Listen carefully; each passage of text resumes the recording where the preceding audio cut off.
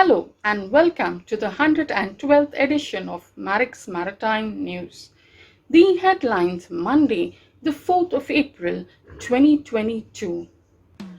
ITF calls for immediate reinstatement of illegally sacked P&O seafarers.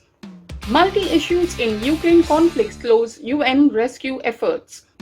Will reduction of open tonnage hinder coping with normal seasonal peaks? China's seaborne coal demand set to rebound. Can blockchain provide an opportunity to breathe new efficiency in shipping? Over 10,000 transport workers from almost 200 ITF-affiliated unions today expressed their outrage at the mass sacking and outsourcing of 800 P&O seafarers through a global letter of protest handed over to the global leadership of DP World, the owners of P&O ferries. An example of international solidarity was displayed when Seafarers Union from more than 200 countries under the banner of the International Transport Workers Federation rallied behind supporting the 800 seafarers who were dismissed on the P&O ferries. P&O ferries, which is owned by the DP World, had taken a drastic action of dismissing 800 seafarers just by a Zoom call. We in India, from the National Union of Seafarers of India, NUSI, and the MUI, we got together and displayed a show of strength in support of our seafarers, those who have been dismissed. These are the British seafarers, 800 seafarers.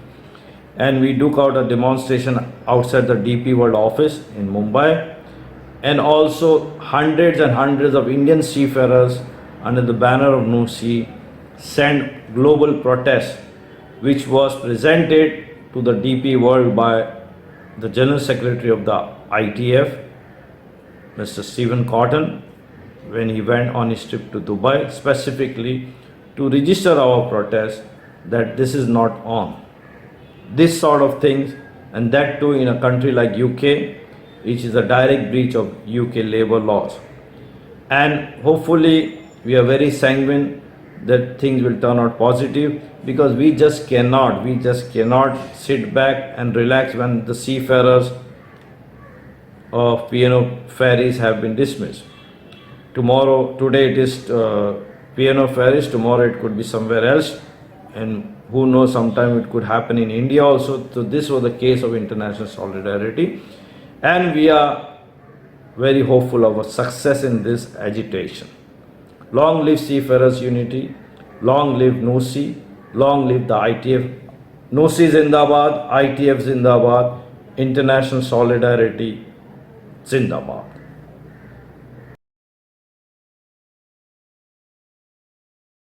Efforts to establish safe blue corridors are extremely challenging.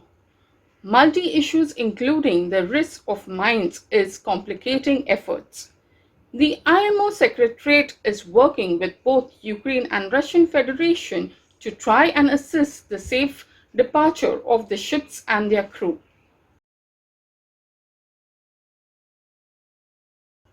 The shift by some ocean carriers to owning more tonnage rather than chartering in ships has depleted the container ship charter market by 1.6 million TEU. In shipbroker circles, concerns have been raised that this reduction of open tonnage will hinder the ability of the industry to cope with the normal seasonal peaks and troughs of the liner trades. 1,700 liner shipping services operating all over the globe. A majority of them are serving container terminals that are sprinkled all over the world. The liner service operators, who we refer to as mainline operators or MLOs, have a tendency to operate with a mix of in-chartered and owned tonnage. It is the in-chartered tonnage that is taken from the tonnage that is available in the open market. That is what we refer to as the open tonnage.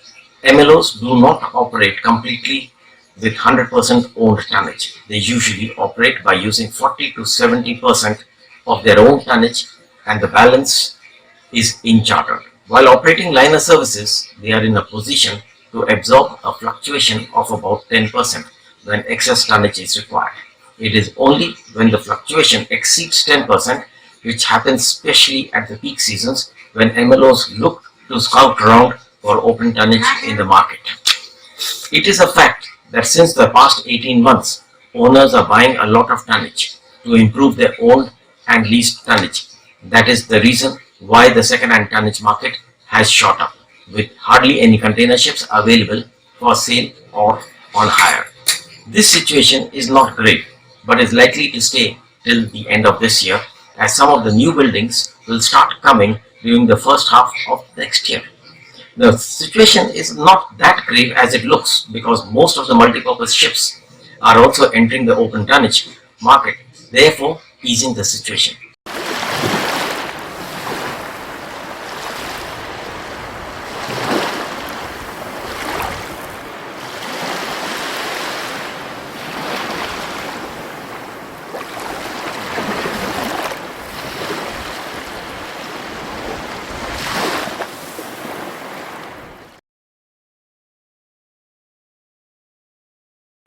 The expectations of a rise in thermal coal demand has come at a time when domestic production in China has been impacted by COVID-induced lockdowns and movement restrictions.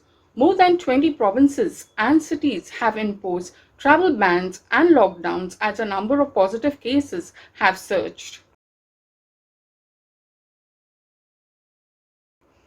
Blockchain has become the central component for the efficient dissemination of information and data across the business world. Adoption of the technology offers the possibility for shipping companies to access data for tracking orders, accounting, production, managing schedules, and shipping in near real time. Stay safe, stay healthy. Thank you for watching. See you next Monday.